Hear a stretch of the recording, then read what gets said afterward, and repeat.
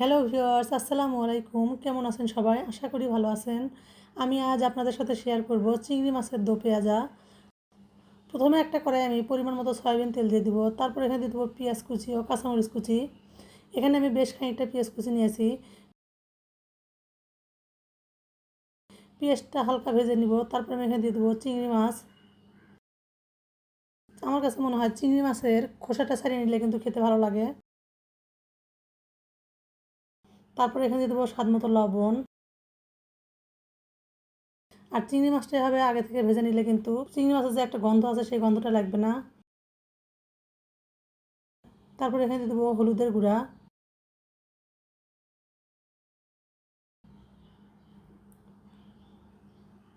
এরপর এখানে দিয়ে দেবো মরিচের গুঁড়া।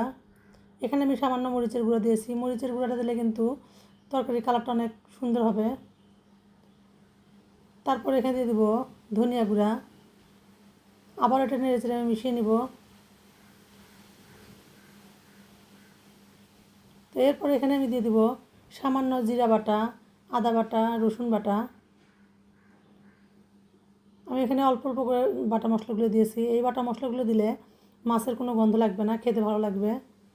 তারপর এখানে আমি এটা নেড়েচেড়ে হালকা একটু ভেজে নিব। তারপর এখানে দেবো সামান্য পানি দিয়ে আমি এটা ভালোভাবে কষিয়ে নিব।